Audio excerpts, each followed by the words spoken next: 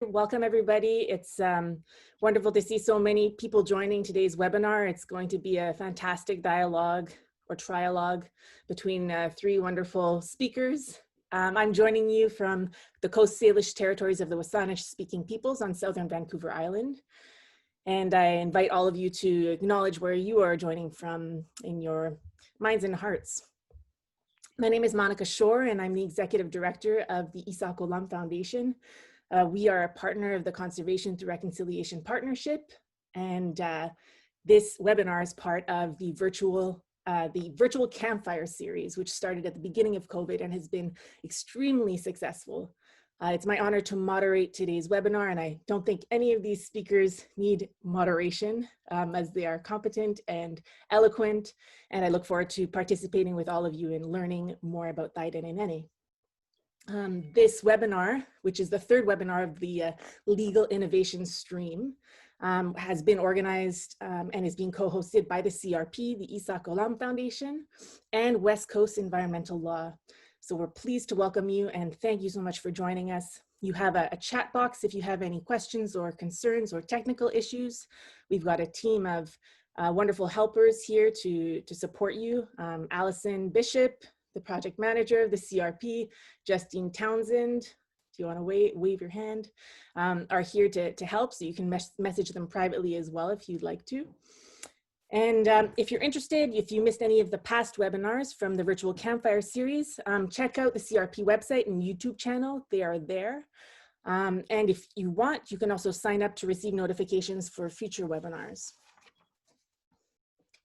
I wanted to let you know about the next webinar that's happening, which will be the final one for this calendar year. It's taking place on December the 3rd, and it's sort of the encore webinar, which will allow us to capture some of the questions that we didn't have time to answer in past webinars. And it's called Ask Us Anything IPCAs. It's really geared towards anyone interested in Indigenous-led conservation and IPCAs. There will be no formal presentations, but the members of this webinar and past webinars and the leadership circle of the CRP, many of those people will be here to answer any questions that have come up for you in your work on IPCAs as you study Indigenous-led conservation in whatever field or area you're in. So we do invite you to participate in that.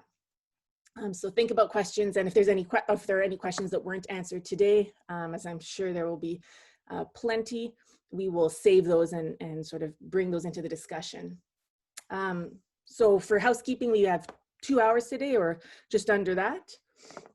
If you could keep your mics muted while you're listening, that would be helpful. And there'll be an opportunity for questions throughout. Our speakers are dynamic. They'll they welcome questions that are relevant to the topic being spoken of during, but we will also save time at the end for a more extensive discussion. And you can also, as I mentioned, use that chat box so that our team, Justine and Allison, can sort of compile the questions and help ask them for you. So, and a final note, the webinar is being recorded and will be made available on the CRP website and YouTube in the coming weeks. If you would prefer to not be seen in the recording, just turn off your camera and that'll solve that. So without further ado, it is my pleasure to introduce our panel of speakers who will be sharing their knowledge and experience about Thaidene Nëné. Steven Nitah brought his community of Lutsel K'e Dene First Nations to the table with the Government of Canada during his time as elected chief. On April the 10th, 2010, Lutsel K'e Dene First Nations signed a formal agreement to start negotiations on the creation of a protected area in Thaidene Nëné, which was established in 2019. Stephen remains involved as a member of Thaidene Nëné's management board, which is presently being established. Stephen is also a member of the CRP Leadership Circle and is a senior advisor to the Indigenous Leadership Initiative. Larry Ellis is a partner at Ulfius Clear Townsend, practicing in the area of Indigenous rights and environmental law. Larry was a member of the Thaidene Nëné negotiations team, participated in the development of the Northwest Territories Protected Areas Act, and provides legal advice to Lutsel K'e Dene First Nations on a wide range of lands, resources, and governance matters. Larry also leads the domestic law and policy stream of the CRP and is a strategic advisor to the Indigenous Leadership Initiative. Welcome both Steven and Larry. And finally, last but not least, Steven, or Steve, who we may call Steve for the purpose of not confusing Steven Nitah and Steve Ellis. Steve Ellis has been involved with Thaidene Nëné for 20 years, first as the manager of wildlife lands and environment for the Lutsel K'e Dene First Nations, and then as a member of Thaidene Nëné's negotiating team. He remains engaged as a senior advisor to the First Nation on Thaidene Nëné implementation. Stephen also leads Makeway's Northern programming. And it should also be mentioned that our three speakers together formed the negotiating team for Thaidene Nëné. So thank you all for joining us, and I would love to pass the feather on to those we've been waiting to hear from. So over to you, Steven. Merci, Monica. Thank you for those beautiful introductions. The Lord Nelly Tins, Thaidene Nëné, thought and how they told it. That all the holding machines you see for like my kilo. So I started off by saying, thank you all my relations for joining us today. I think it's important to acknowledge that welcome, all my relations, in my language is Sehelatine. From an Indigenous perspective, when you open up a conversation like we're having today, or making public statements, you hear a lot of Indigenous people, Indigenous leaders use that term, all my relations. What we mean by that is not just people. It's an acknowledgement of a responsibility that we have as human beings as the top of the food chain to the responsibilities that we have for all living things within our sphere of influence, within our territories. So we use that term, all my relations, to remind ourselves that the work we do as leaders is important not only to those that we speak with, it's important to all life. It's about understanding that ecosystems and being responsible for your role in that relationship, in that symbiotic relationship that we all have with our territories. Thaidene Nëné is touted as a success story today, and it is a success story.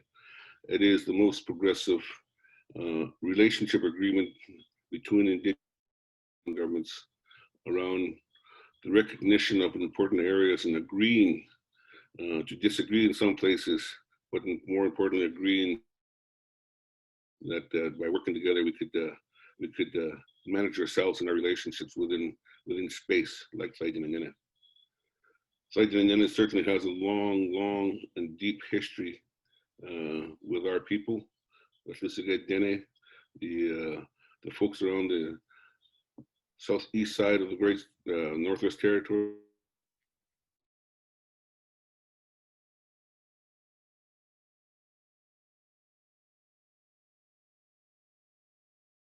A place that we've been managing since time immemorial. It goes back to the time of early creations, this time of giant beavers, giant animals before the Ice Age.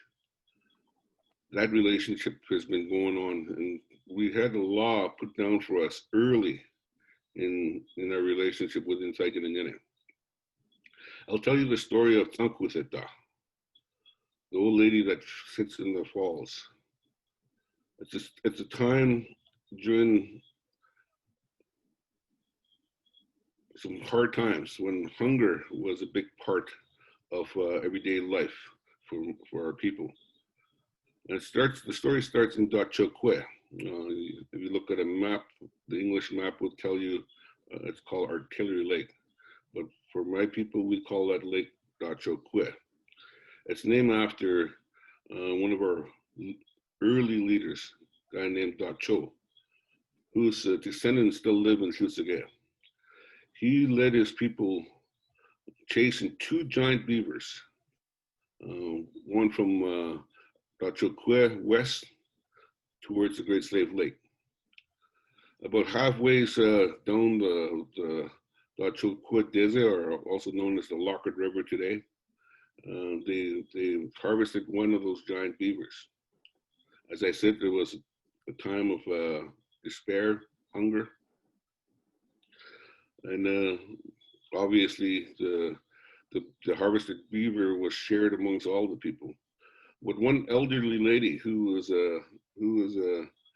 husband had passed on, no children, Anake, we call them in our language, wanted some beaver blood, but she was refused because there wasn't enough to go around.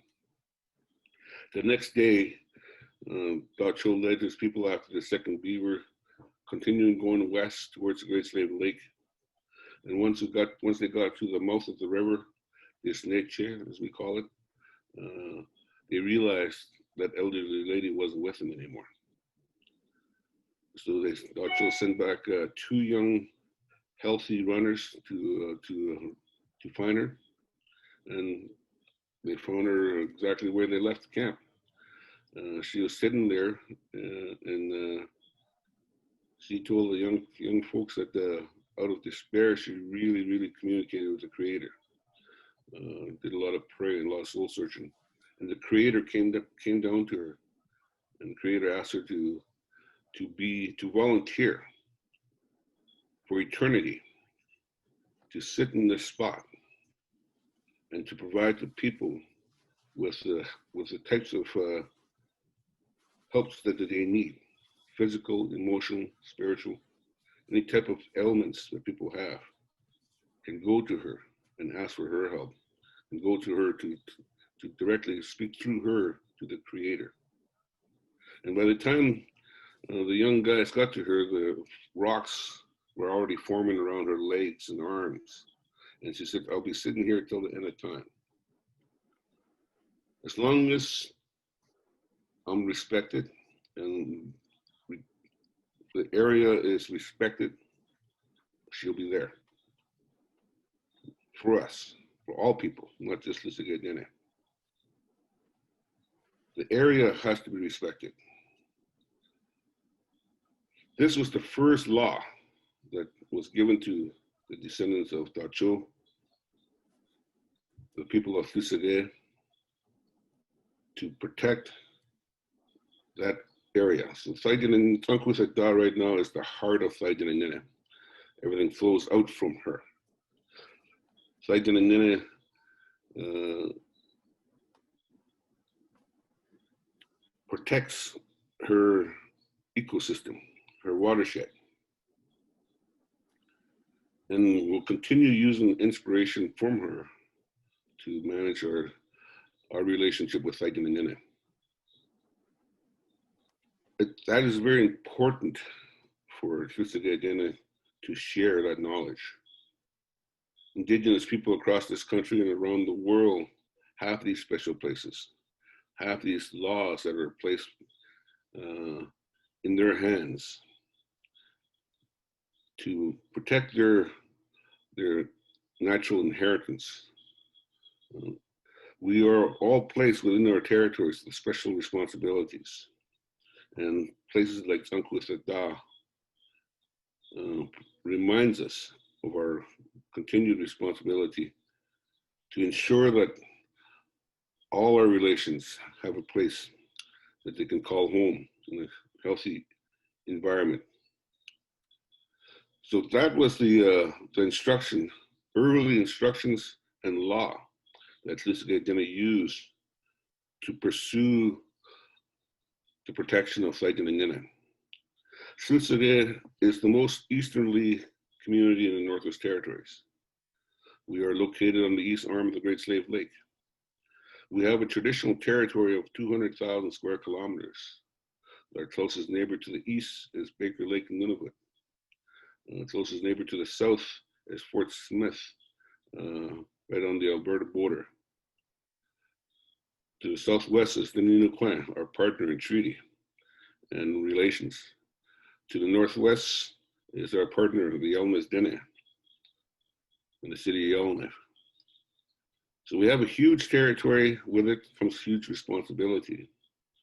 So in 2000, the chiefs of the day within the Quechua signed a framework agreement with Canada and the government of Northwest Territories to pursue a modern day treaty, or it's called a land claims process. That wasn't a new concept for Quechua or the Lutsel K'e Dene elders. They know, based on the experiences of other final agreements that were signed to the west in the Satu and the Gutchun territory, up in the Nunavut territory, that it requires the selection of lands based on population, will help determine the quantum. The elders knew that that type of land relationship would not satisfy the people, and will make it difficult for our responsibility to be exercised. They also wanted to protect Sankwasada and the watershed. And it was shortly after the largest stake and rush man has ever seen when diamonds were discovered in the Northwest Territories. So that was impetus for the elders to give us instructions to pursue a protected area within the heart of our traditional territory, within the heart of our territory. It's traditional and it's contemporary, so it's alive today. So Steve will discuss that a little further, and how the community and the staff did some research to determine the type of protected areas that we wanted. So that work went on for 10 years before we were able to identify a partner that we wanted to. We chose Parks Canada as a partner. One of the things you'll hear me repeating this: we chose Parks Canada. We initiated this. We initiated this because of our responsibility. It's important to understand that Lutsel K'e Dene was the leader in this whole process. It was choices that we made that led to the relationship we have now. So I just wanted to emphasize that it was Lutsel K'e Dene that chose Parks Canada as a partner. And the reason why we chose Parks Canada as a partner is, well, three main reasons. First of all, we have a treaty with Canada. We call it the Treaty of 1900, which was made on July 25th, 1900 in Thaidene Nëné. We also wanted a protected legislation that was respected not only in Canada, but globally. Thirdly, we wanted to create a conservation economy around this. So tourism and marketing is a strong point that Parks Canada has. So that's the three main reasons why we chose Parks Canada as a partner. Parks Canada had an interest in part of Thaidene Nëné early on.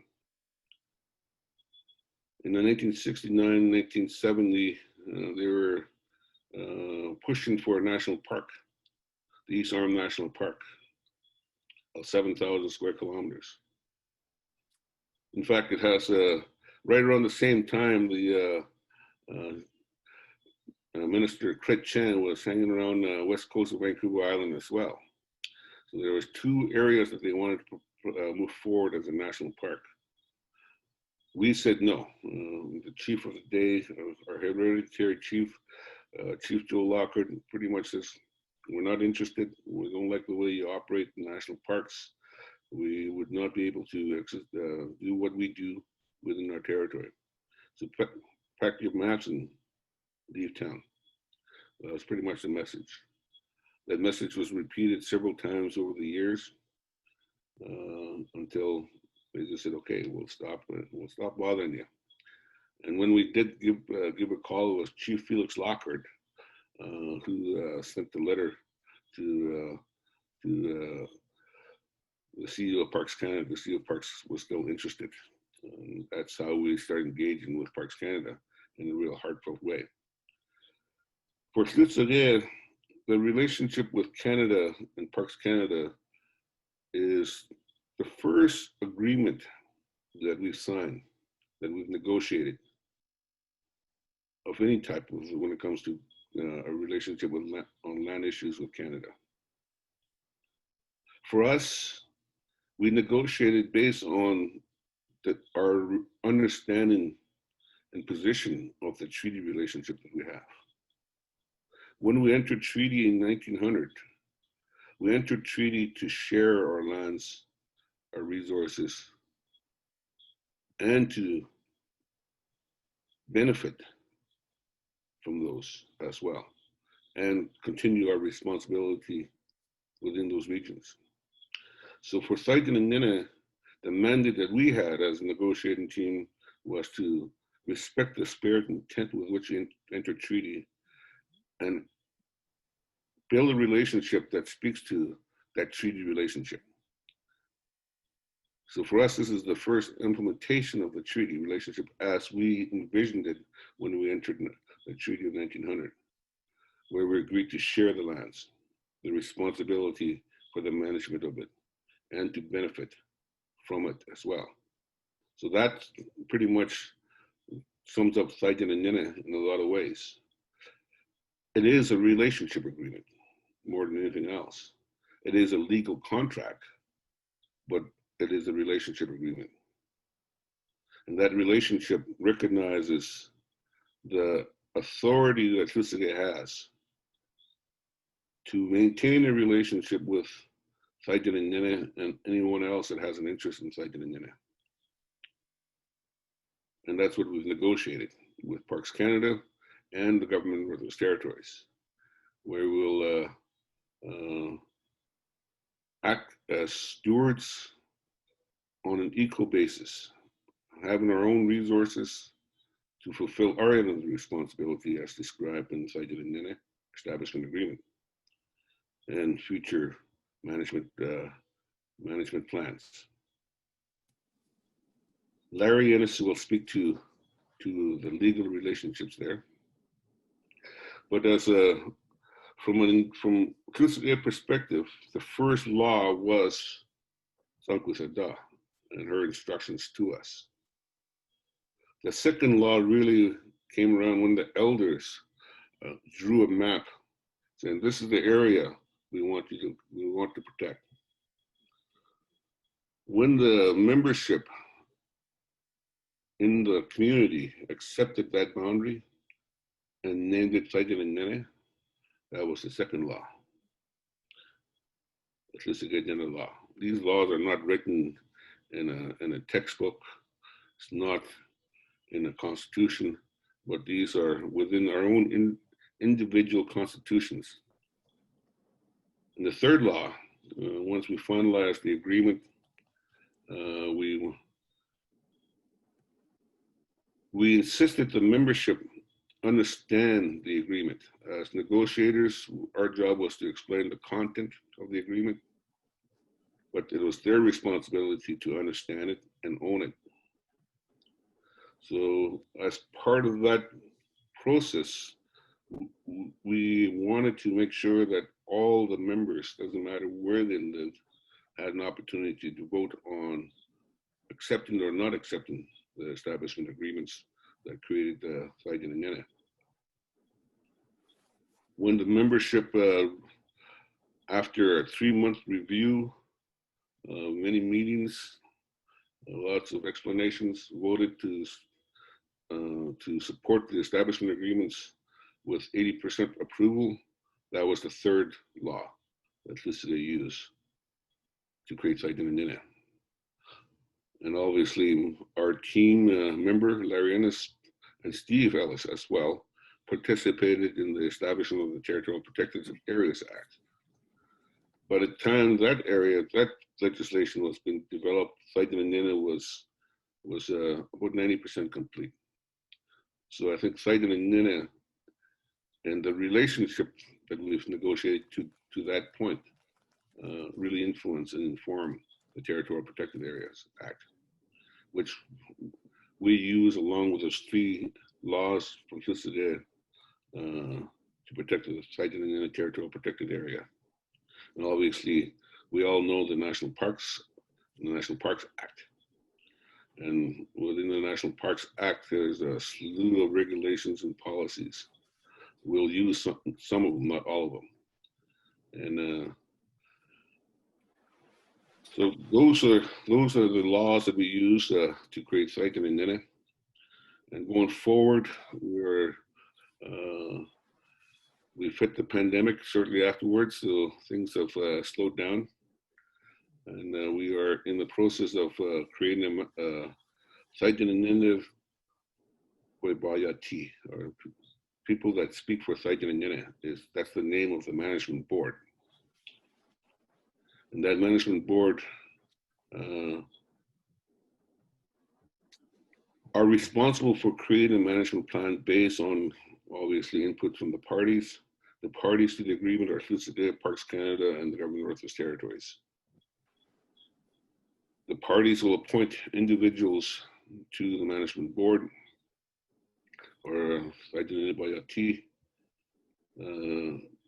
Once appointed, the individuals no longer represent the parties that appointed them. They represent and speak only for Thaidene Nëné.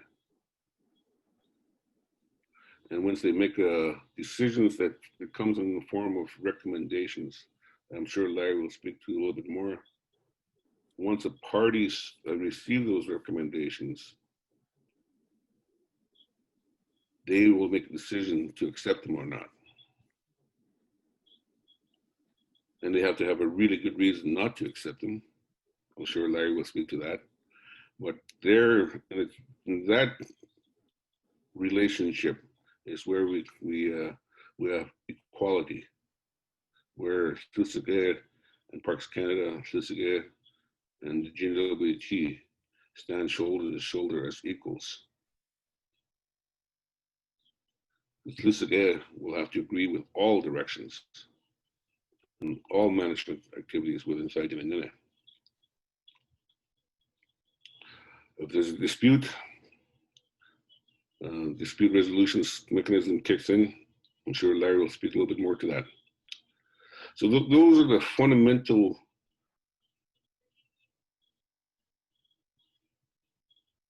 knowledge systems that inform the relationship agreements and our responsibility within those relationship agreements going forward. I think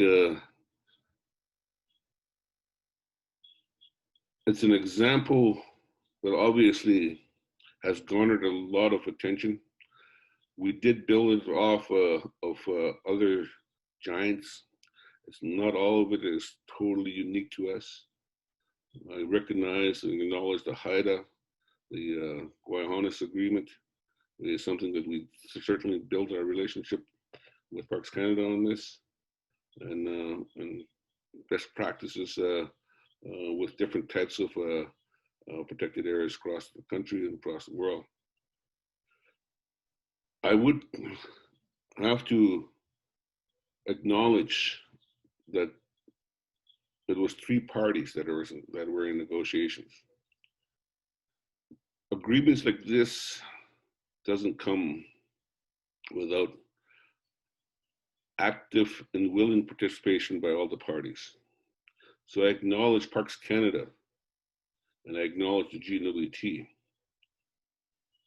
for the willing to go that extra mile, to do something different, to do something that gives life to what their politicians have been saying for the last 10 years. Creating a legal contractual agreement that recognizes Indigenous authority and jurisdiction is something that's very difficult for Crown governments to do, especially recognizing that not 50 years ago, Parks Canada wanted to create a national park and kick us out of there and not allow us to have a relationship within the East Arm National Park, where our ways of life, responsibility, and constitutional rights, such as treaty rights and Aboriginal rights recognized in Section 35 of the Constitution, would not have been possible to be exercised. So today we have agreements with both Crown governments as very progressive, that allows us to work together as governments to manage a very special area. So I just wanted to put a shout out to Parks Canada and the Government of Northwest Territories for being a willing and active partner in the reconciliation story that is Thaidene Nëné. For Lutsel K'e Dene, the relationship within Thaidene Nëné is an expression and an example of what reconciliation looks like for us. I'll stop there. Thank you. Thank you so much, Steven. You bring such eloquence and knowledge to this group, and you share generously. There have been just some moments in the chat of Kevin McNamee from Parks Canada just saying, you know, we agree. Thank you so much for the partnership. Or McNamee, apologies if I haven't pronounced your name correctly. McNamee. Okay, there you go. More knowledge shared. And there was a question from Megan from the Grassy Narrows Land Protection Team that is regarding sort of the funding model for Thaidene Nëné. It doesn't need to be answered right now, but I'll flag it if that's something that maybe Larry or Steve may speak to. Are there any questions from anybody that would like to respond vocally through video? I'll just give a moment for that.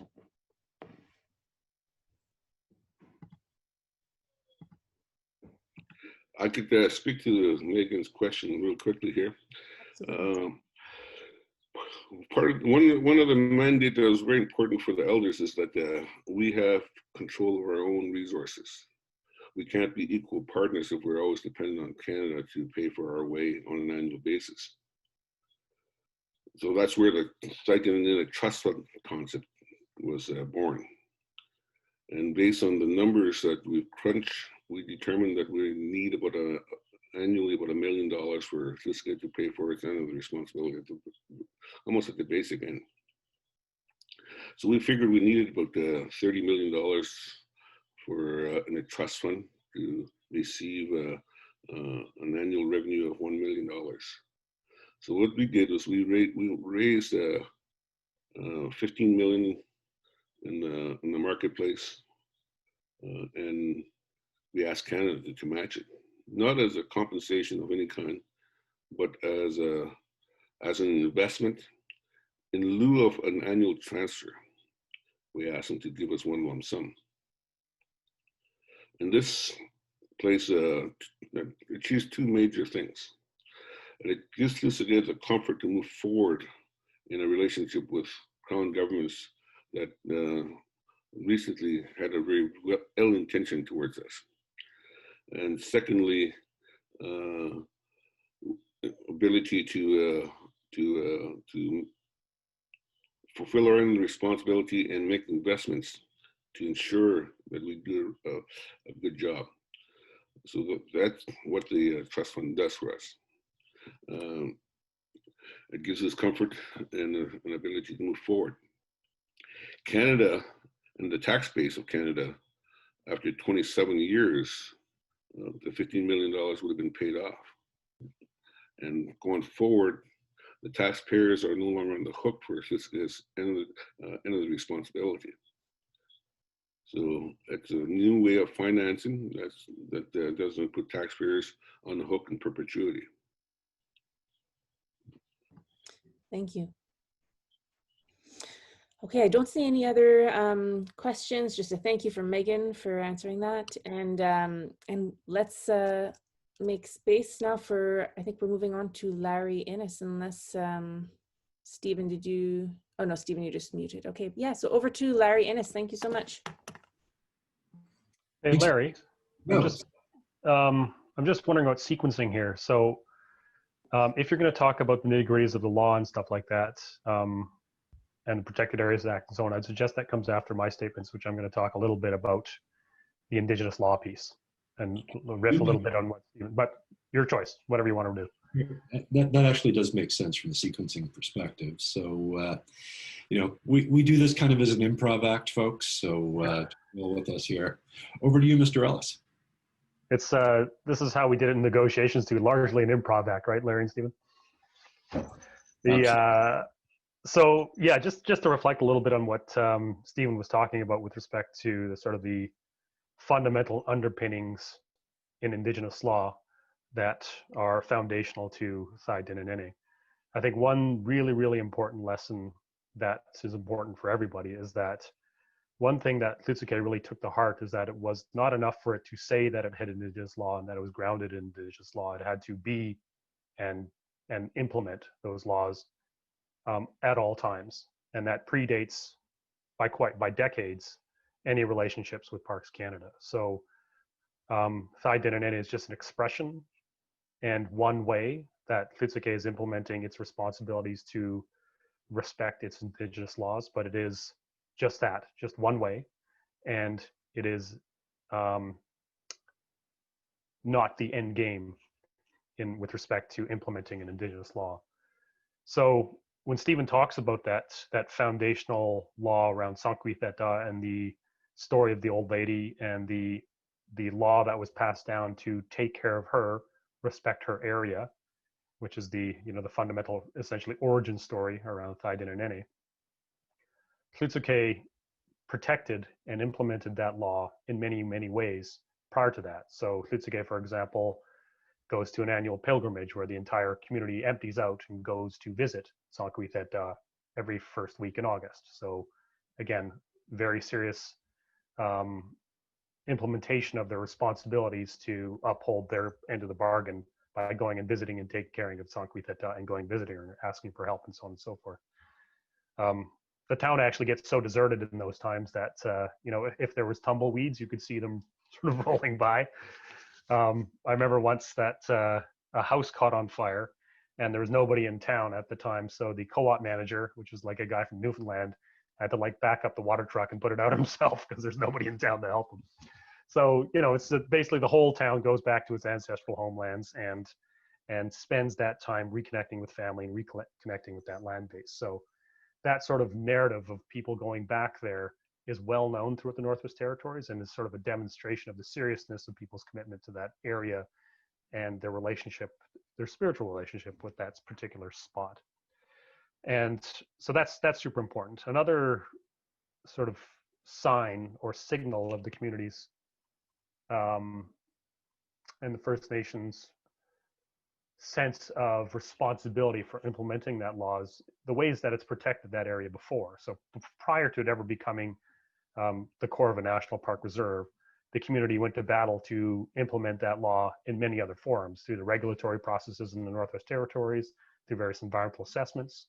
Ellis itself is a pinch point on a very powerful river, and it has some significant hydro potential. And every decade or so, a group of partners will come along and kick the tires on seeing whether there's an ability to dam the area or else run some sort of hydroelectric infrastructure through the area. And every single time the community has armed up, essentially, and not literally, but figuratively, and defended that area through environmental assessment and regulatory processes. And most recently was a proposal by a consortium called Des Energy, and this would have been in the 2000s, again, long before any negotiations in the park had started, and long before the community was even committed to even working with Parks Canada. But this consortium came forward. It consisted of actually the government of Northwest Territories, some other Indigenous groups throughout the Northwest Territories, and some Southern investors. And the idea was to run some power lines across the river. And I remember the interventions that the community made at the public hearings for that, where every living chief, many of them political enemies, stood up and said, you know, we disagree on most things, but on this one thing, we will all stand together on this. And I remember one elder, late George Marlowe, he actually had some water from the falls and actually drank that in front of the board that was having these hearings, kind of like Popeye eats spinach, and basically said, hey, you know, I've drunk this water, I'm untouchable, what are you going to do to me, right? So, and basically you cannot go into that area. We're talking to you nicely here. If you try to go over there, there will be consequences. So all that narrative and all that story and that evidence of Lutsel K'e taking that Indigenous law extremely seriously was extremely important for building up the moral authority and the ethical authority to negotiate how it did at the table with Parks Canada.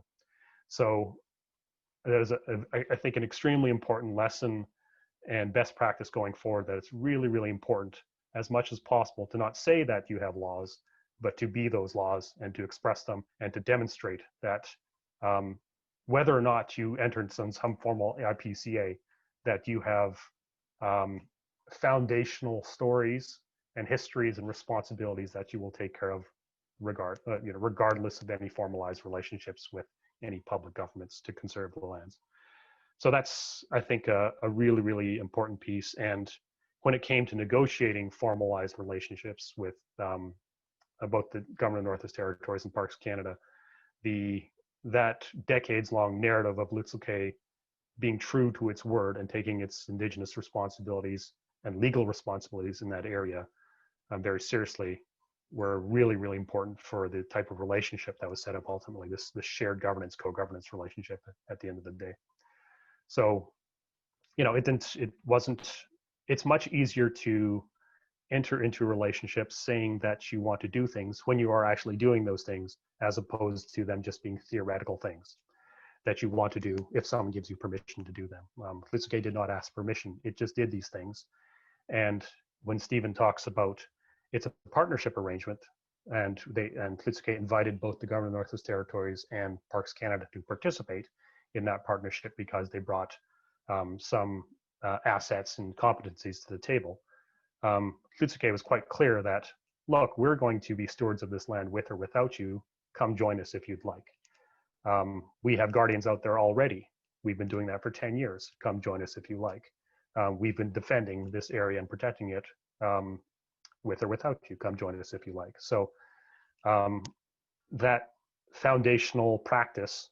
So I guess what I'm trying to say is that it's more than just having laws articulated in your narrative. It's the practice of those laws and the defense of those laws and the enforcement of those laws that is super, super important from the Indigenous perspective to set the table for more equivalent negotiations and conversations with public governments around shared arrangements around governance and financing and so on. Yeah, so that's, I think, just a reflection I'd like to make on the importance of being and doing as opposed to saying. I think about actually sort of the father of Thaidene Nëné, which is the first elected chief from Lutsel K'e, who was elected in the late 60s and 70s, Chief Pierre Catholic, long passed away, but who's actively involved until his final days in the advising of the negotiating team and driving ahead the agenda for the community. Is that one of his famous sayings was, you work it, you make it, which essentially means like you have to do it to make it happen. It's not something you can just talk about. You have to do it to make it happen. And again, that was, again, a big part of the ethic behind Lutsel K'e and Thaidene Nëné about not asking permission for permission, but doing what it had to do on its own steam, inviting partners to help it to do that, to bring in resources, to bring in partnerships, and so on and so forth. But ultimately building a coalition that built in Lutsel K'e's vision, that believed in Lutsel K'e's vision, and using that power to achieve the types of arrangements that it needed to solidify the protection of this area and the stewardship of this area for the long term. So I'll just leave it there, but I think that's a super important part of the story of Thaidene Nëné. Larry. Maybe just I'll jump in and build on that, because I think between your description of how things were done and Steven's narrative about what happened, we find this is maybe where I'll jump in and talk a little bit about legal foundations. The laws that Steven described, going back to CRP K'e Dene and to the formation of the treaty in 1900 between Lutsel K'e Dene and Canada, which Canada knows as Treaty 8, which Lutsel K'e Dene just calls the Treaty of 1900, because it certainly wasn't number 8 for them. It was the first encounter that they had with the Crown, in which the Crown and Lutsel K'e Dene sat down to negotiate the terms of the partnership. And so over the last 100 years, as most folks on this webinar will know, Canada didn't do a particularly good job of honoring that agreement. But in every meeting that we ever attended, and certainly late Chief Pierre Catholic was always solid on the fact that the treaty was the foundation for the discussion with Canada, for the discussion with the GNWT.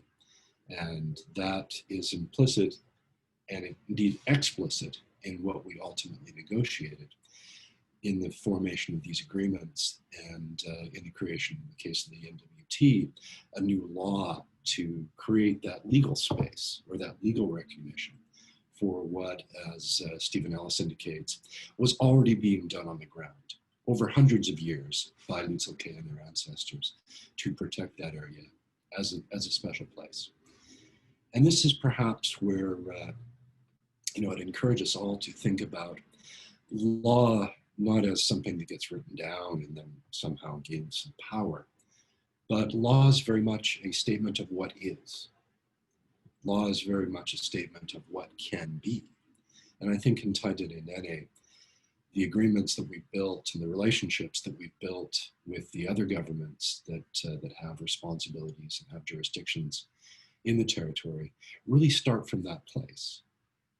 Lutsel K'e Dene's history, the traditional laws that apply to Thaidene Nëné created the context for what is. It created that history of an area that was looked after and respected in particular ways.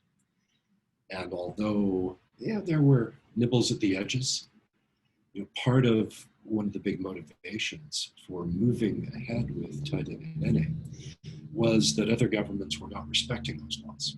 There was a big push in the mid-2000s, late 1990s, mid-2000s, is when it began to peter off, but to explore the area to ultimately develop diamond mines or uranium mines or any kind of mines, really. Lutsel K'e Dene became the center, or one of the centers, of one of the largest staking rushes that ever occurred in the Northwest Territories, with hundreds of exploration companies hiring every available helicopter in the region to fly people around, to pound magic sticks into the ground, to gain mineral timbers. And Lutsel K'e Dene, of course, was incredibly opposed to that. And one of the first agreements that we reached was the agreement to withdraw the area in its entirety from mineral staking. And that created a layer of additional protection where the other governments, Canada and the Northwest Territories, were recognizing and upholding the special nature of this place in order for further decisions to be made. And so we find ourselves always, it seems, negotiating from the Indigenous side of the table, finding new ways to get Canada, to get the governments, the public governments, to respect the foundations on which Canada as a country or Canada as an idea exists. That there were people here living under their own laws, practicing their own ways of life, and doing so in relationship with newcomers as they arrived. And it was only when power and economic interests and population pressures began to flip that relationship from one based on mutual respect and reciprocity to one in which one side was able to dominate, that many of the things that we now know as Canada's colonial history began to occur. But for several hundred years in much of Canada prior to that, peace and friendship was a necessity. And here in the Northwest Territories, where still a majority of people are Indigenous, where there's a consensus form of government that is practiced by the government of the Northwest Territories, and where there is, I think, a real desire to strike a different balance, things like Thaidene Nëné perhaps are more possible. So the architecture of the agreements that have been reached are really relationship agreements. They're legal, they take the form of contracts, they take the form of laws, but they're fundamentally about maintaining a symmetry or a balance between Lutsel K'e as an Indigenous party, Canada as the federal crown, the GNWT as the territorial administration, representing the public interests in the Northwest Territories, that those governments together all bring something to the table in terms of jurisdictions, authorities, and responsibilities. And the agreement is really built around that model, that it's a shared decision-making structure. So in having agreed to define the territory that is now Thaidene Nëné, the responsibilities of the parties are described in detail in the agreements. And these are very much framed as responsibilities that allow each party in partnership with the other through a process of making decisions together to carry out those responsibilities in ways that uphold these fundamental laws, that the land will be protected, that the Dene way of life will continue, and that future generations should be able to access and use the area as previous generations have in a way that maintains the ecological and cultural integrity of the area. So within that framework, and I want to touch on how decisions get made, the board is set up to speak for the land, to speak for the people and their relationship to the land, to speak for those things that have no voice, and to provide their best advice to the governments that can then carry out programs of management or operations on the land in fulfillment of those objectives. And so we've separated, or tried to separate, the considerations that are at the heart of Thaidene Nëné and give those responsibilities to a group of people who can, not bring all of the constraints to the consideration. So, the Thaidene Nëné board is not asked to think about budgets or to think about political priorities or, whatever the issues of the day are that might be of concern to a politician. They're there to think long-term for the land and for the people. They then make determinations, they provide those determinations to the parties who, let's face it, each of the parties to these agreements is a government, and it does have to think about policy, it does have to think about money, it does have to think about other factors and other relationships. And so it's the parties who then, having received the advice from the board, have to hash it out between themselves. If they agree with the advice or they agree with the intent of the advice and have the ability to implement the advice, there are obligations in the agreement that they will do so. But if one or the other of the parties, or perhaps both, say, we're not able or we're not willing to follow the advice we've received from the board for a particular reason, it's up to the parties to then reconcile the advice they've received and the direction they want to go with each other. And if they are able to come up with a better way that fits what they're able to do, taking into account the advice they've received, and they agree to do that, they agree to do it. The process is such that they implement that decision. If there's a disagreement between the parties, however, if Lutsel K'e believes that it should proceed in this way, Canada or the GNWT thinks that it should go a different way, the action is placed in abeyance and no decision can be taken, no action can be taken, except in emergencies, until there is an effort to reconcile between the parties and an agreement between them.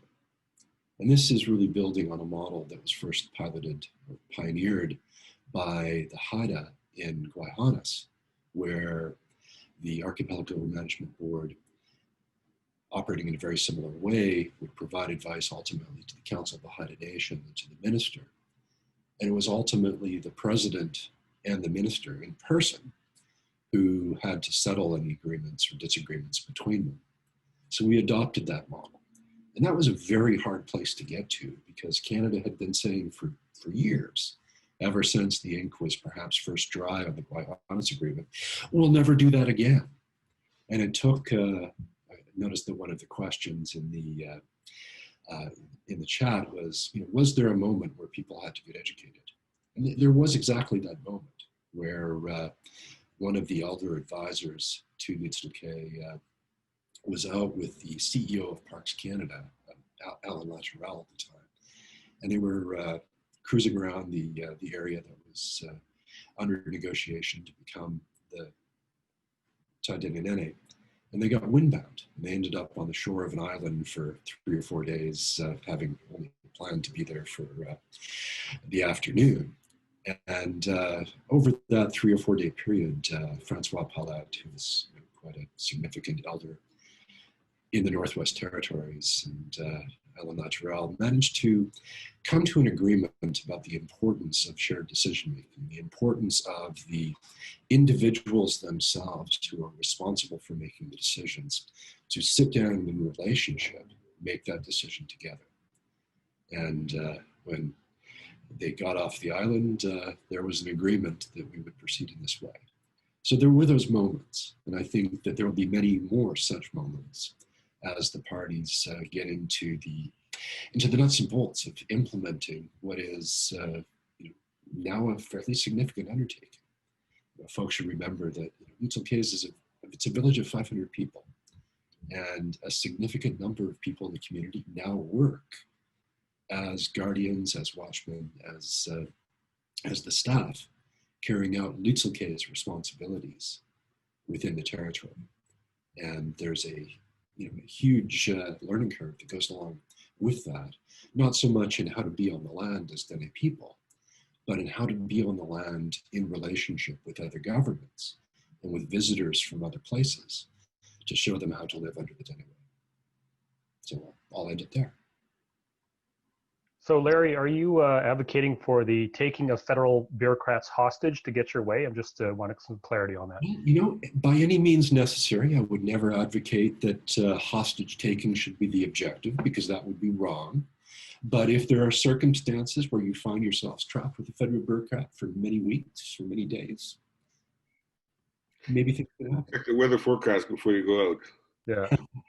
Interesting enough, there's some friends and colleagues of ours that work in Northern Labrador, in the Nunatsiavut region, who signed an MOU with IICC maybe a couple of years ago around some marine planning initiatives, but very similar story that Minister McKenna was going up to the base camp up in the Torngat Mountains. Fog rolled in, they were stuck there for 5 days, and she emerged convinced of the value of the area and a new way forward. So yeah, it's a tactic that's been used before, but unfortunately we can't control the weather. Relationships matter, and perhaps the weather is working for higher powers. Exactly. I hear, I hear a lot of what you're saying kind of speaks to that, the creation of an ethical space, which is one of the concepts that we're trying to, teach and learn about through the Conservation Through Reconciliation Partnership. And Helena's question kind of speaks to that, that need for there to be cross-cultural literacy and co-learning. And so the question was, were there any circumstances where you had to teach Parks Canada or the GNWT better ways to engage with Indigenous sovereignty and governance? And could you share an example of how this went or was received, assuming that happened? I could take a crack at that, and Larry and Steve, if you want to add your thoughts to it, it'll be important thoughts, I think. I think one of the reason for success we had at our table is that Parks Canada appointed open-minded young individual as their chief negotiator. As I indicated, Canada had this assimilation policy, and that policy is still alive and well, even though it may not be an official policy, because 100 years of conditioning is difficult, especially if you're an old bureaucrat that is asked to come with an agreement. And that the energy from that bureaucrat would be one of assimilation. So having an individual representing Parks Canada, representing Canada, without that baggage was very important, I think, to move our agenda forward. We as a negotiating team held the pen for the first 8 years of negotiations. And the first 2 years of negotiations, as Larry indicated, Canada was trying to negotiate a relationship agreement with us that would see us to be advisors and not like a Waihanas or the Haida relationship.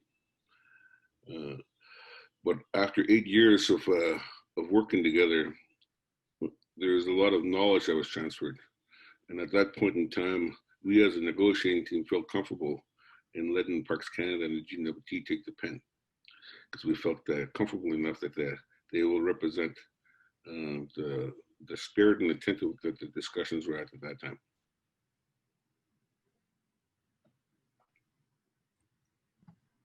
Anything to add to that, Larry or Steve?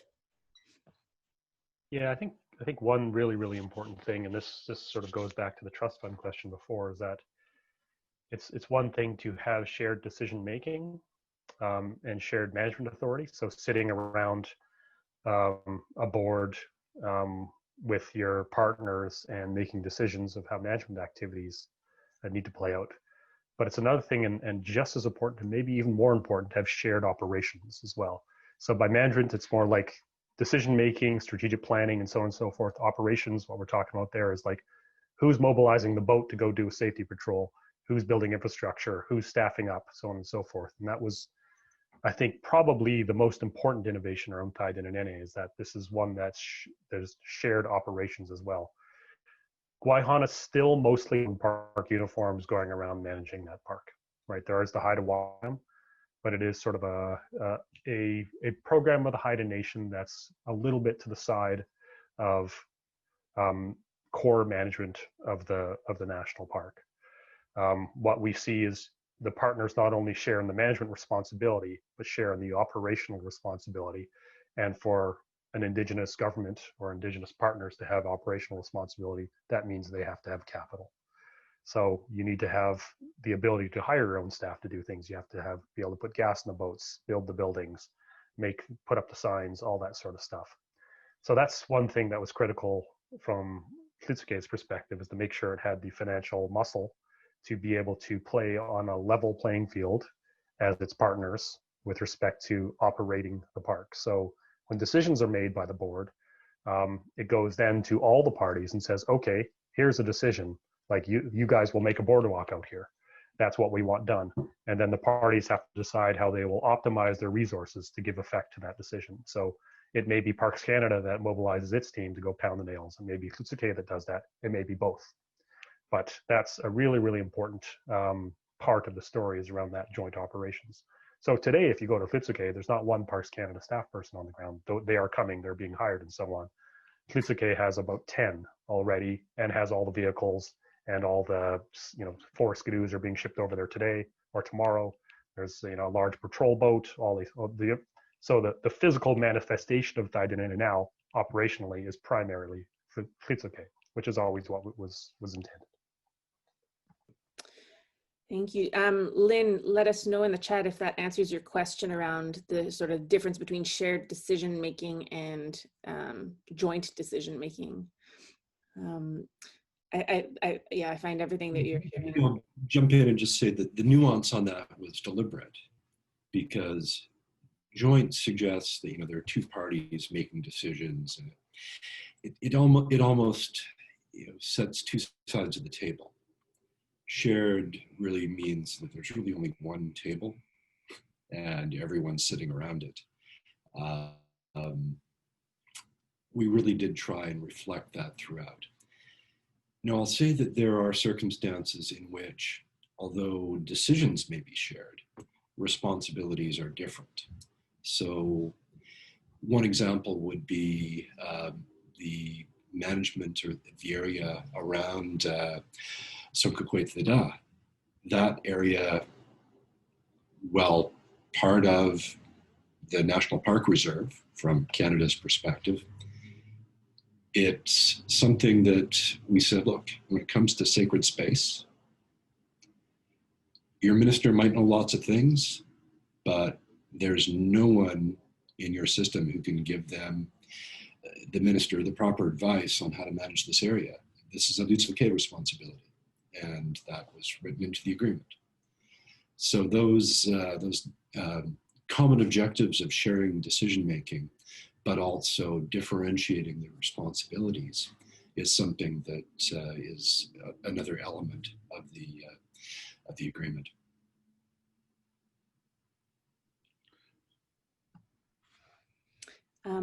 Thank you. A question from Kimberly Heinemeyer. Is the management structure, including the board responsibilities and the decision-making process, available somewhere in a document for us to study? Oh, for folks who want to read these, yes. So there are two agreements. There's one with Canada and one with the government of the Northwest Territories. I know the GNWT one is very accessible. It's on their protected areas registry, and a quick search of the Googles should turn it up. The Lutsel K'e Canada agreement is also available on request from Lutsel K'e, and I'm sure from Canada as well. It's not a confidential document in any means. Yeah, it may actually, Lutsel K'e maintains a website called landoftheancestors.ca, which is all about Thaidene Nëné. There's a whole bunch of resource material and documents available there for download or for review. I think the agreements are there. If not, as Larry said, simple request. Excellent. Thank you. One very interesting aspect of the establishment agreement is one law that Lutsel K'e Dene people have, and we've had for a long time, is represented in the establishment agreement, which gives privileges to non-Dene within Thaidene Nëné. There's a law that states if you go into our traditional territory, you try not to be a burden on us. You have to be able to feed yourself and defend yourself. With that law, non-Section 35 rights holders in this country can bring a rifle and their dog into Thaidene Nëné and use them to defend themselves, protect themselves, and also to feed themselves if necessary. It's very unique. It's unique to Thaidene Nëné. On the agreement as a whole, you know, as I indicated, Canada had this assimilation policy. Their negotiation style is informed by that. You know, the first few years of negotiations, it was like negotiating a divorce agreement rather than negotiating a relationship which could be in perpetuity. So that was we had to uncondition Crown negotiators from that attitude. We're entering into a relationship, not negotiating a divorce agreement.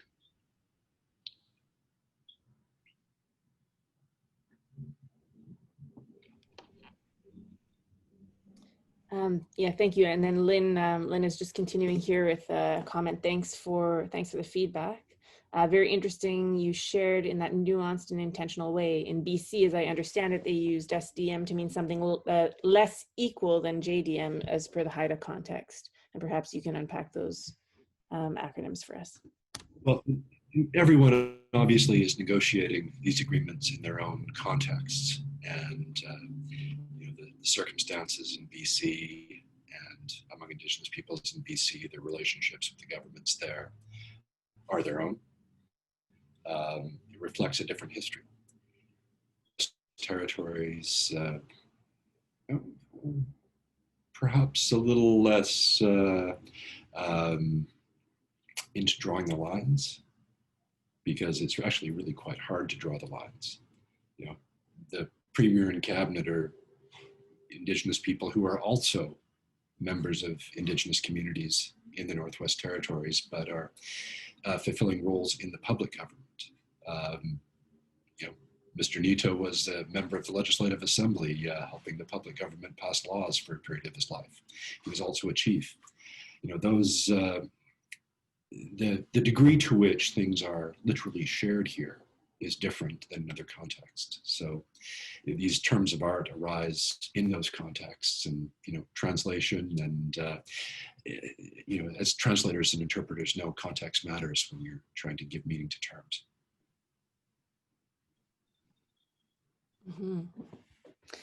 We have a question from Deborah. Can you say a bit more about how the board speaks for the land and the relationships? That was a instruction from the elders in the Thaidene Nëné Advisory Committee, that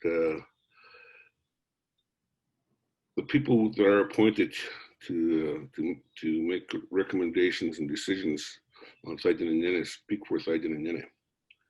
In fact, the establishment agreement we have with the government of Northwest Territories goes even a little further than that. There's a wildlife conservation area of the within the territorial protected area of Thaidene Nëné. That's caribou wintering grounds. In the establishment agreement, we give voice to the caribou. We say that that area will stay as a conservation area until the caribou tell us they don't need that area anymore. And we will use traditional ecological knowledge of the Lutsel K'e Dene and the best science of the day to make that determination. So yeah, so the whole concept here is to we don't bring our politics to the board. We bring our responsibility for Thaidene Nëné to the board.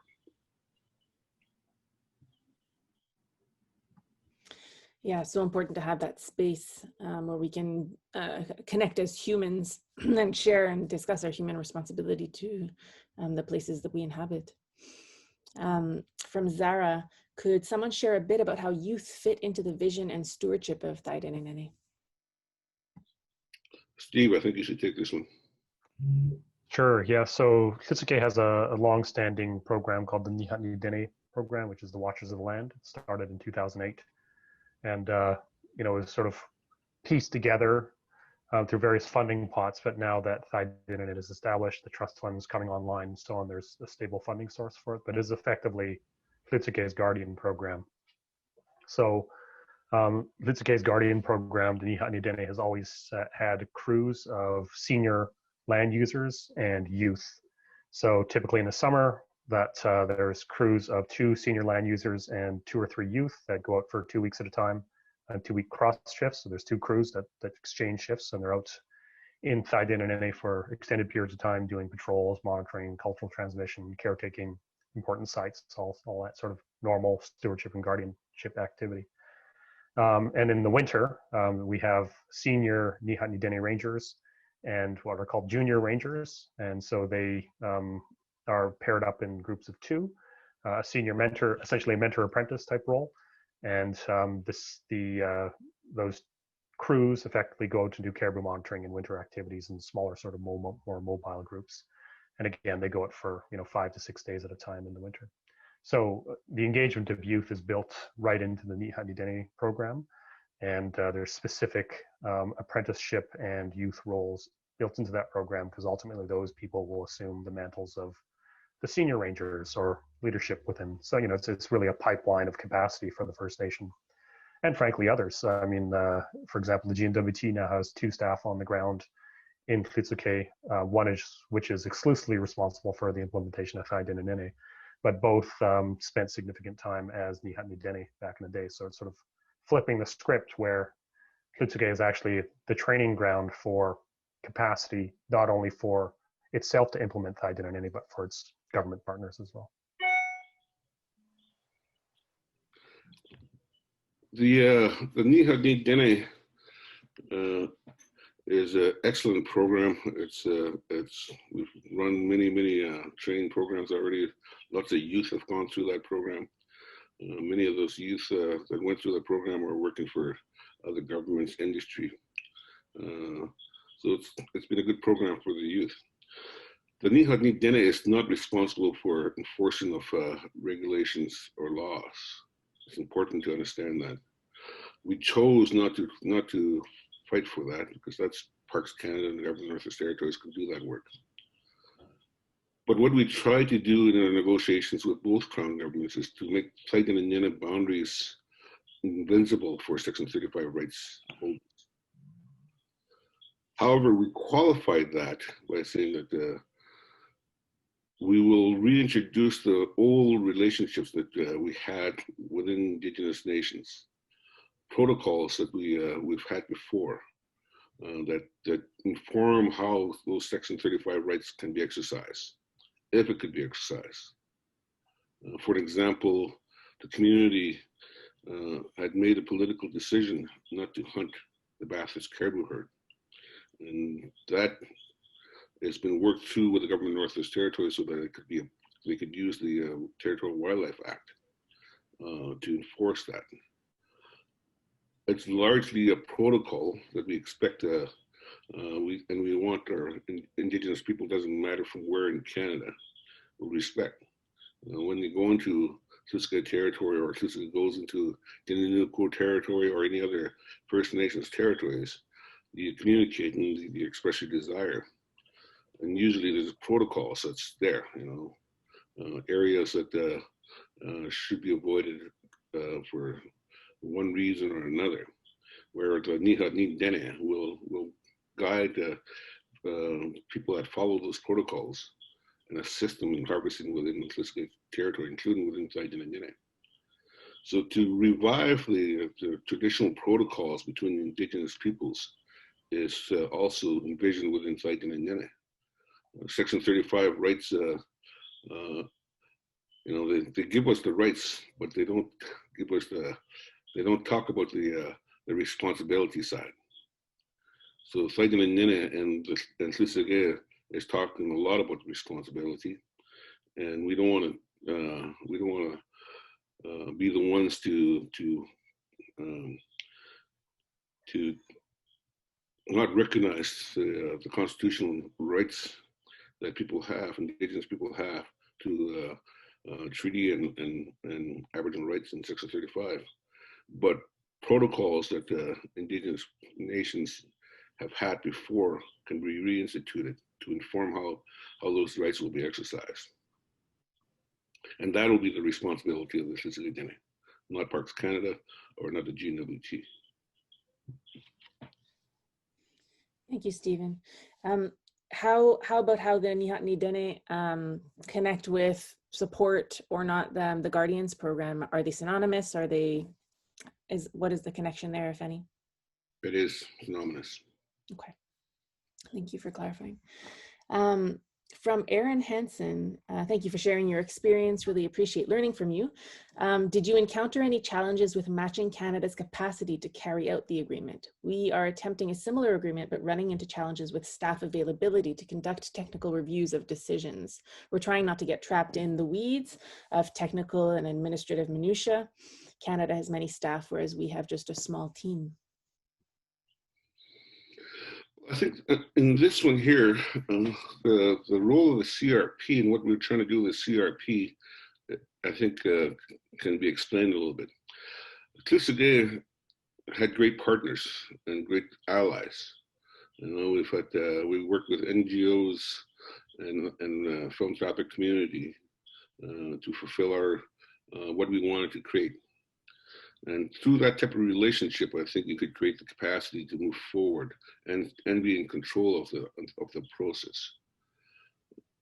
The CRP, to a large extent, we have many partners, and what the goal there for me, anyways, is to utilize those resources and strengths to support Indigenous nations advancing IPCAs across the country. It's about coordinating going forward now. So, I think it's important to acknowledge the great partners we had within the Inclusive with Thaidene Nëné. We have the Indigenous Leadership Initiative, the International Boreal Conservation Campaign, the Nature United, all played important roles in advancing Thaidene Nëné, all following direction from Inclusive. So there's resources out there, there's capacity out there. It's just a matter of organizing them and creating relationships to support an initiative like Thaidene Nëné.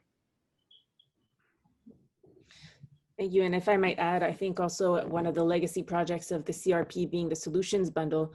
The Solutions Bundle will be, an interactive online space where stories such as Thaidene Nëné's and examples of, how those relationships were developed and a lot of the questions that are being asked here will be told. And so yes, there is work being done to ensure, like Steven said, that is a space for learning and sharing and building on partnerships, and which are the result of trusting relationships. So many great questions. Thank you to those who are sharing. Yeah, if I can go back to Aaron's question, because I think there's something more about being in the weeds on a technical issue that again, agreements of this type can help remedy. One of the huge challenges with what's often called co-management boards or structures, where you have bureaucrats, civil servants on one side of the table, Indigenous people and knowledge holders on another, is that, and this is probably well documented now in the literature, is that there tends to be a tilt that happens where the technical bureaucratic knowledge, because the conversation happens in a technical and bureaucratic form, tends to get privileged. And the Indigenous knowledge or Indigenous perspectives, the Indigenous experience of being on the ground, while perhaps far more relevant to the decision that's being made, tends to be filtered or lost because it's hard to express those things down in the weeds. So we've tried here again to solve that by, and whether it's going to be solved in all cases or not, it remains to be seen, but to solve that by having the Indigenous party responsible for the actions and the activities that the Indigenous party carries out. And so, Lutsel K'e never needs permission from Parks Canada, or never needs to look at a policy developed by Parks Canada to do something on the ground. They're going to follow Lutsel K'e's policies. They're going to follow Lutsel K'e's laws and directives. At the partnership level, it's up to Lutsel K'e as a government and Canada as a government to sort things out. But, down in the weeds where things matter, we want the Indigenous party with the boots and the moccasins on the ground to make those decisions and carry out those actions.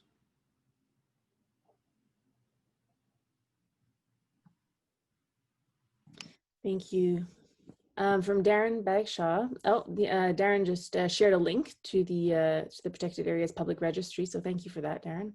From Justine, what is unique and innovative about the 2019 Northwest Territories Protected Areas Act in terms of enabling Indigenous use of lands protected under it? And to what extent were First Nations and Métis in the Northwest Territories involved in the development of the Act? I'll bite. So the government of the Northwest Territories is it's still a new government. They only received responsibilities for lands and resources in 2014. And part of the commitment that Canada and the government of the Northwest Territories made to the Indigenous governments in the Northwest Territories is that there would be the co-development of legislation relating to lands and resources. And so through a co-development process, Indigenous government representatives, technical advisors came together with GNWT, technical people, drafters, etc. And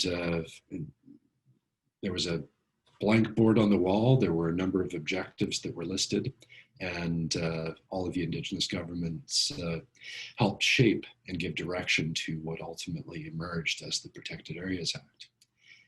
The key features of the Act are that while the GNWT as a public government has responsibilities for the development, implementation, and maintenance of a network of conservation areas within the Northwest Territories, they effectively have to work in partnership with Indigenous governments at every step. And right from the identification of a candidate area through to the negotiation of an establishment agreement, Indigenous government participation is required. And there are now 2 examples of Indigenous governments and the government of the Northwest Territories reaching agreements using this new tool. So Lutsel K'e Dene and Thaidene Nëné were the first, but the community of Forked Hope, the Gashogotenay in the Satu region, concluded an agreement with the government of the Northwest Territories for another territorial protected area / Indigenous protected area called Toyota, and that was established a year following Thaidene Nëné. And that example involved both the Dene and the Métis in Lutsel in Forked Hope.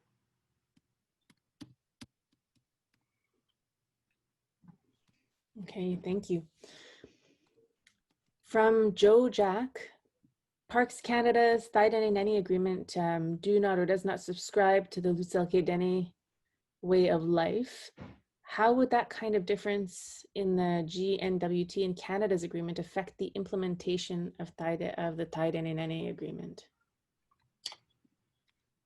It might be, I think we're a little confused by the question. I just went and reviewed Parks Canada's agreement, and it has the same language as the GNW agreement with respect to the Dennis-K'e Dene way of life. And that's on purpose. The agreements, the GNWT and Parks Canada agreements are largely 80% mirrors of each other. And certainly the Dennis-K'e Dene way of life, I think, is verbatim the same between the 2 agreements. So any extra clarification there would be great. I'll let you clarify, Joe, in the chat, or if you would like to unmute and dialogue, that's welcome as well. I don't see you in the. If you want me to ask, I can ask. Reading Parks Canada's agreement in regards to looking at the Lutsel K'e Dene implementation of that agreement, I noticed that there was differences between the federal agreement and also the GNWT's. And I thought, when I saw it, that they may have some problems in implementing it if you have some differences in wording such as that, because a way of life, like here in Southern Shoshone and Yukon, we say Danke or our way. TH in Dawson would say Trehode. So it's a very, very big word, as Steven would agree to. So if you have differences between 2 levels of government, it may have some problems in regards to the interpretation of that meaning of those wordings in their implementation of those agreements. Thank you.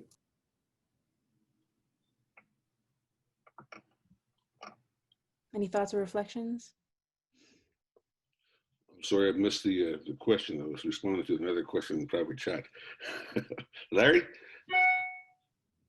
Yeah, I guess, Joe, I'm looking at both agreements side by side, and I'm not seeing the difference that you're pointing out. Maybe this is something, if you want to point to a section or a clause in the 2 in chat, we can respond that way. But ultimately, I think the responsibility for Lutsel K'e Dene way of life will fall on Lutsel K'e all the time. And whether Canada or GNWT supports an initiative or not supports an initiative that that would see that, and then that's not something that obviously is going to agree with in their relationship. But ultimately, the agreements speak to cultural and ecological integrity. So that's Lutsel K'e Dene way of life, the Dene way of life, language, etc., etc. Yeah, and I'll say that the definitions in both agreements are the same, but they're very open-ended definitions. And that, again, is by design. It's really hard to, write down, as a contract, what someone's way of life is. It defies description or being contained within the four corners of a page. So you're always going to have definitions that look to the facts on the ground, that look to, as we've defined it here, the evolving linkages and the ongoing relationships between the Lutsel K'e Dene and Thaidene Nëné. And so those things have been around for 10,000 years, maybe more. We hope they're around for another 10,000 years or maybe more. And that the relationship at the time and the responsibilities, as Steven's indicated, that come along with those relationships are then reflected in how the management and the actions of the parties in Thaidene Nëné that unfold. One thing that's, I think, really interesting to reflect upon is that you've heard from Steven, Larry, and I the word responsibility a ton in this discussion here, and Steven just mentioned it with respect to who's responsible for upholding and taking care of the Dene way of life. It's not the agreement does not say Parks Canada, you are now responsible for doing that for us.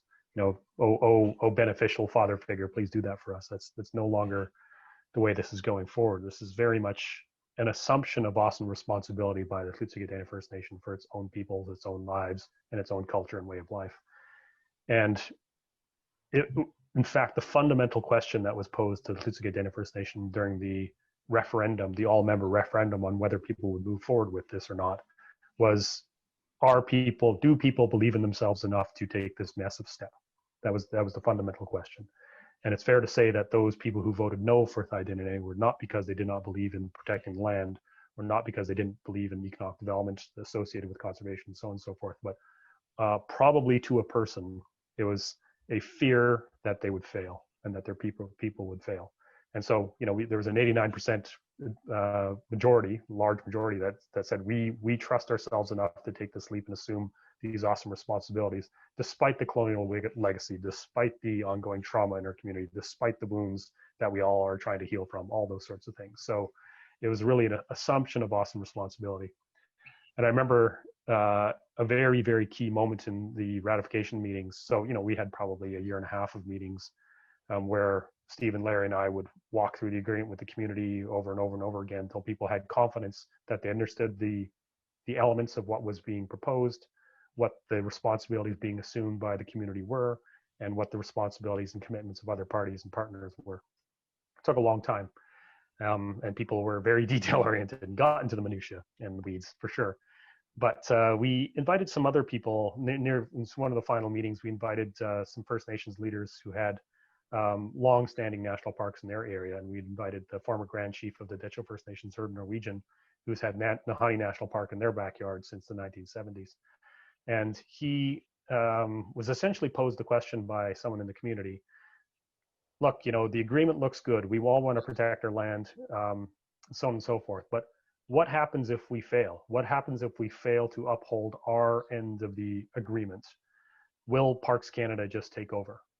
And Herb thought about it for about 5 seconds and said, yes, they will. If you guys screw this up, they have responsibilities for safety and conservation and implementing their act, and they will fill the gap that you leave behind. So this is on you. If you occupy the space that you've opened for yourself and do it in a good way and competent way, and use your partnerships and your authorities and your assets and your resources to do that, then you should be good. But if you allow others to occupy the space that should be yours, they will fill it. And it was really, really, I think, heartening for Larry, Steven, and I that people voted overwhelmingly in favor of this thing, understanding that this is on us to take care of ourselves, implement our own responsibilities, our own jurisdictions, and be our own sovereign selves in our own territory. And that was a major growth point for the community, moving that from rights, what is owed to us, to this is what we must do to take care of ourselves, that responsibility piece. And we really saw that transition over a period of 15 years in the community. The Indigenous Leadership Initiative is all about that. It's about supporting Indigenous nationhood and reassuming responsibility as a measure of healing. IPCAs across the country has an opportunity to do that. So definitely in Thaidene Nëné, we wanted to ensure that Lutsel K'e Dene had the responsibility going forward, and that not to give those responsibilities away, or not to ask Canada, or everything we tried to do was to defunct the assimilation policy of Canada, is to reassume our responsibilities and give today's and future generations a sense of that responsibility. Because that for far too long, we've been on one side of the $5 bill, if you will. You know, we've been fighting for rights. But the treaty relationship speaks to the flip side of that $5 bill, the responsibility side. And we really work towards in ensuring that the Thaidene Nëné represented the continuation of Lutsel K'e Dene responsibility as equal partners with Crown governments. Like I said, for us, it was the implementation of the spirit and intent with which we entered Treaty of 1900. Toggling a little bit into that, back into the rights-based dialogue, a question from Ellie Bonnie is, could you speak to the discussions that happened at the community level to support the community in deciding to enter into legal agreements with the two governments, and later to build comfort with the legal terms and their implications on the ground? How did that discussion take place in Lutsel K'e? Well, as I indicated at the beginning, it was the elders of the community that instructed the younger generations to explore the possibilities of creating a protected area within the heart of our homeland. So we have had at least 4 years of discussions in the community before we even engage any of the Crown governments, for example. We did the best search of the best practices here in Canada and globally, and we brought all that information back to the community through hours of discussions before we even drew a line on a map that speaks to that is Thaidene Nëné today. So yeah, it was driven by the elders, and right from start to finish. They even got us to. This is a very important aspect here, I think, an important message. They insisted that once we drew the map and named it, that a resolution was passed in the hall, not a band council resolution or anything of that nature. It was a resolution of the membership saying, okay, we're here now, we're going to enter into a process, and it's going to take time, and we're going to go through the whole process and make a decision at the end of the process. No chief and council that gets elected during the process can stop the process. They have to support the process.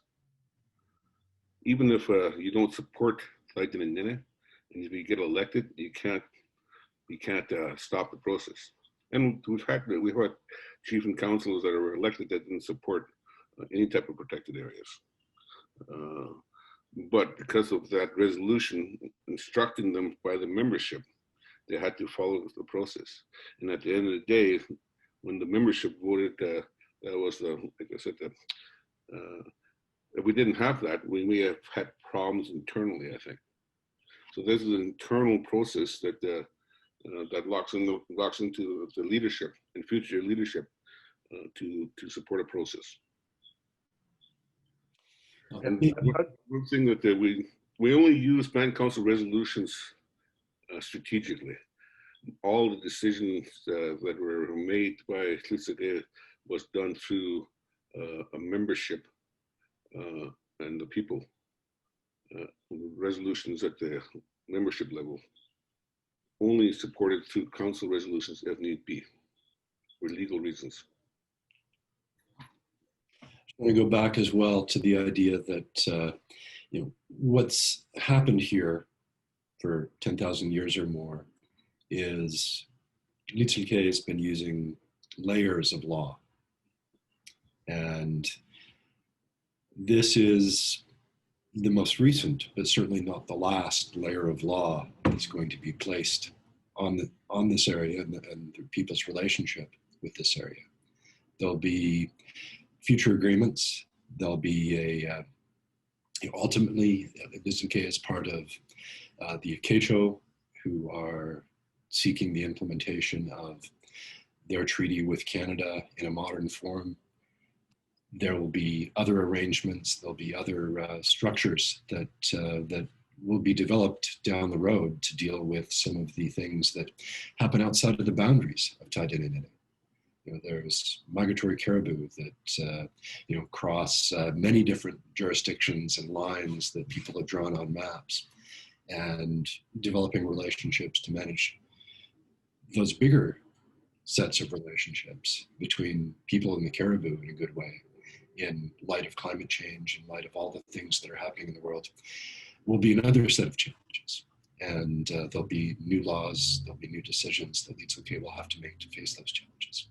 So this is by no means the end of the story. And that's perhaps another reason why the agreement was so successful in being supported by members, was they saw it as a step, certainly not a final step, to fulfilling their responsibilities on their lands. Yeah, I would say another thing that goes to sort of the fairly extensive community meetings around even preparing for entering into negotiations and discussions with both Parks Canada and the GWT is that people really honed in on very clear instructions of what they were trying to achieve. And really, we as a negotiating team had one or three very simple mandate items that never changed, regardless of who was chief or who was elected or whatever. And it was essentially the same sorts of laws that came down from the old lady legend, just expressed in modern ways. And the first one was protect the land from industrial development, number one. Number two, don't give up the land. So maintain sovereignty and jurisdiction over the land. And three, which was, and the third is probably slightly lesser one, wasn't a have to have, it was a nice to have, which was build up a bit of a sustainable local economy associated with protecting the land. So that's another, those were the three major pieces. And because Parks Canada especially checked the boxes on most of those, it was the strongest protection legislation in the country. They had a history of entering into, at least being willing to discuss shared management arrangements. And lastly, they bring some economic might and marketing to the table. So it made our job as negotiators quite easy in that those three mandate items never varied. And that was the lens through which all things were assessed when we went back to the community to say, this is what we've achieved. They would say, well, how does that achieve these three fundamental mandate items? I should just say, I noticed that Corey Myers is on, and he is the general manager of Frontier Lodge, which is owned by the First Nation, which is part of that vision around implementing that sustainable economic development opportunity associated with Thaidene Nëné. So, it's not just about management. It's not just about protecting land. It's also about an economic vision for a place that's quite isolated from the rest of the world and needs to build, has economic vision that is in some ways more difficult to achieve than other places, but some of the pieces are starting to be put in place for that. Thank you. And related to that, question from Georgia Lloyd-Smith from West Coast Environmental Law. Hey, Georgia. A big thank you. And then she says, many nations interested in establishing IPCAs in their territories are frustrated by existing or proposed mineral tenures, forestry licenses, and other extractive industries. How did you secure agreement to withdraw mineral tenures? And do you have any advice for other nations wanting to do the same? We got lucky. There's basically none. So for a few reasons, is that Steven, very early on in his discussion, mentioned days of Jean Chrétien when he was the Minister of Canadian Heritage, and the elder Trudeau was the Prime Minister. So when they were told to pack up their maps and go and forget about talking about a national park in the territory of the Lutsel K'e Dene First Nation, the federal government at that time did make a promise saying, okay, we'll let you guys think about it. And in the meantime, we'll put down a land withdrawal that will protect this area until such time as a decision is made on whether it should become a national park or not. So that was put in place in 1970, and that only got taken away when the actual formal national park was established. So that land withdrawal prevented any tenures or proprietary interest being registered within the core part of Thaidene Nëné for 45 years essentially. In 2007, when the area of interest for Thaidene Nëné was expanded, and there was a formal MOU to enter into negotiations with Parks Canada around a potential national park in the area, a larger area of 33,000 square kilometers, much larger than what Thaidene Nëné is now, was withdrawn as well. So again, a small withdrawal in 1970, a much larger withdrawal in 2007, I believe. And so that essentially preserved the land while the national park conversations were underway, so that there wouldn't be a whole bunch of mineral tenders registered. So when it came time to make the national park, I don't believe there was any. Is that right, Larry? There was none.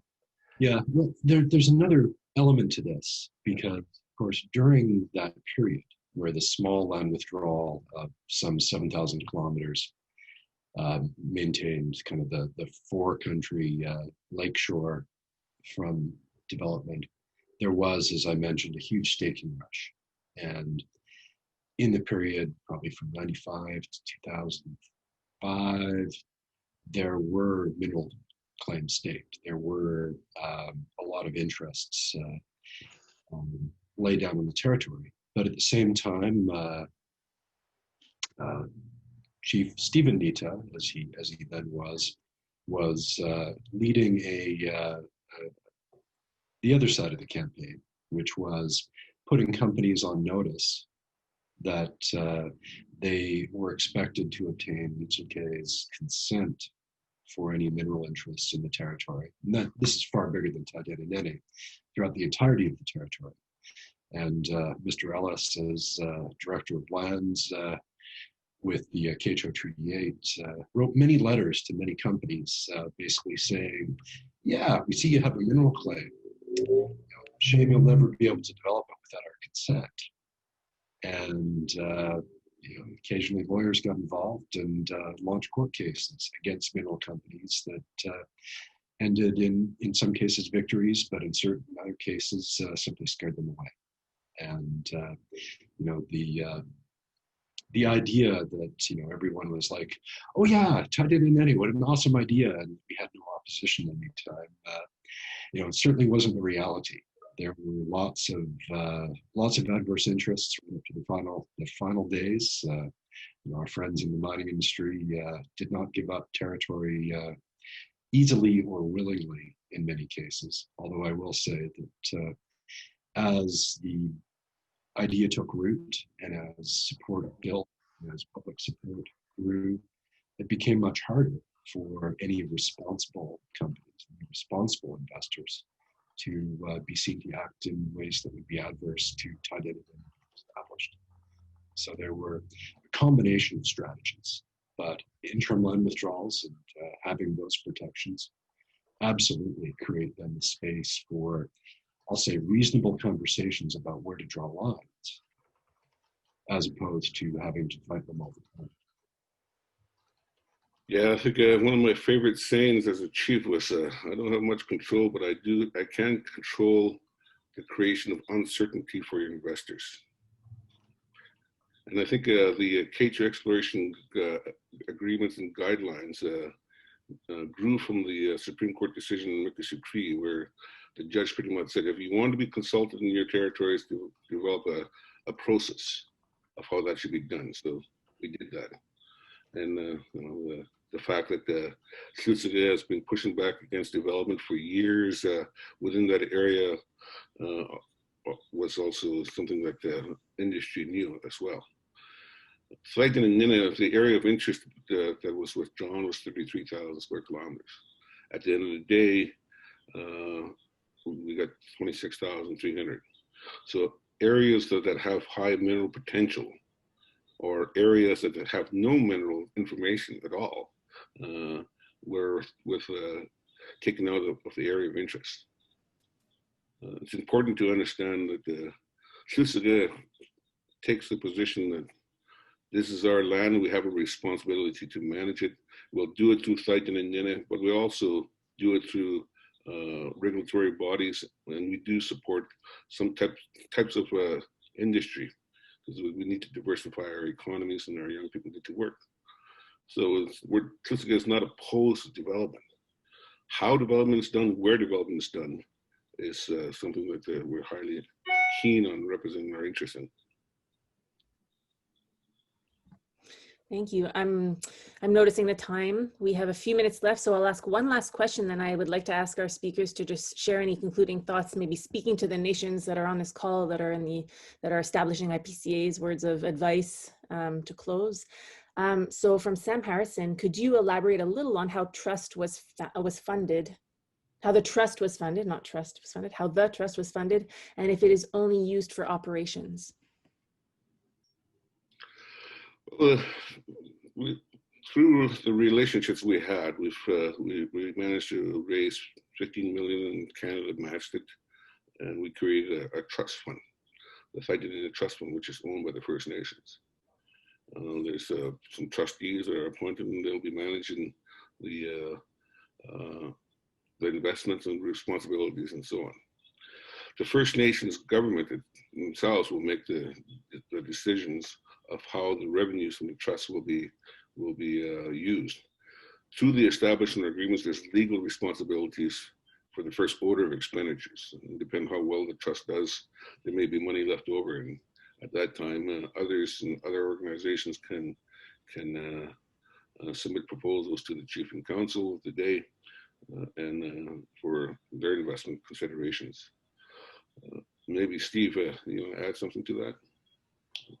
I'm not sure. Yeah, I think, Steven just mentioned that there's sort of an order of expenditure from revenues generated from the trust. The first priority is the fulfillment of Lutsel K'e Dene's management and operation responsibilities as outlined in the agreement. So that's the first priority.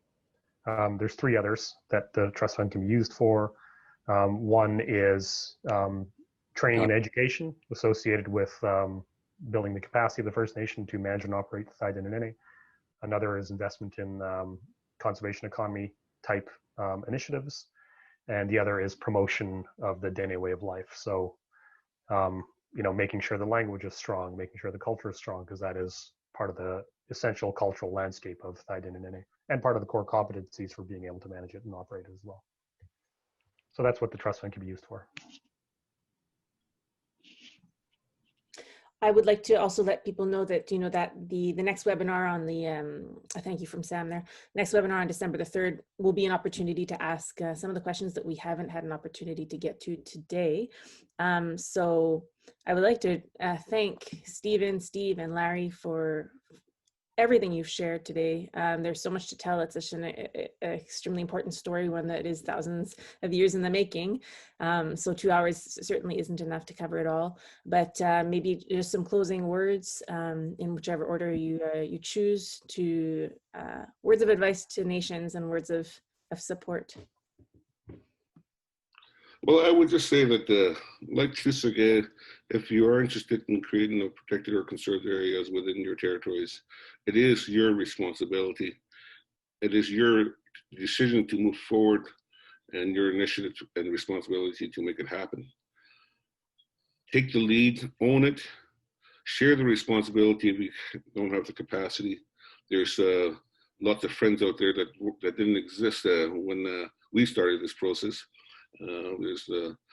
But there are friends out there, and there are people out there to support your initiatives. The CRP has been one, ILI, Indigenous Leadership Initiative, IISAAK OLAM many of the folks that are on the call today are there to support these type of initiatives. So it is your responsibility. Use it to build and heal your communities and membership, and to reassume your responsibilities.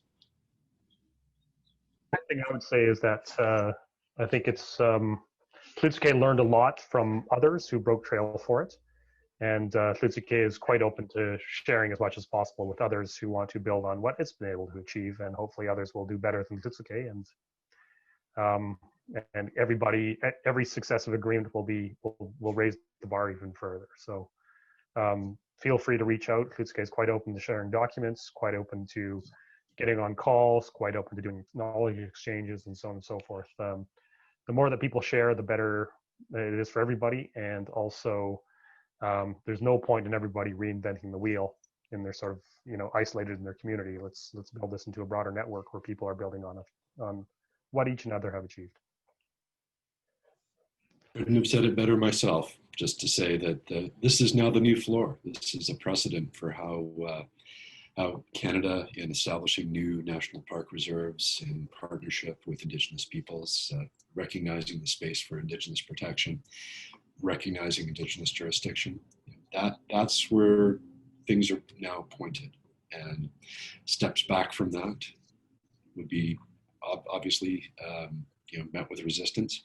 And for all those who are trying to create this space in their own territories, having this as a precedent, having relationships with communities that are working in this way can only help you in your own struggles. So, merci. Well, thank you all so much. Thanks to all who have joined today, and we will see you on December the 3rd. I'll share the screen right now so that you can have a reminder of what's happening there, where you can ask anything you didn't get to ask today and more to these speakers and others. So have a wonderful day, everyone. Thank you. Bye-bye, everyone. Stay safe. Wash your hands. And 2 caribous apart. Awesome. Thank you.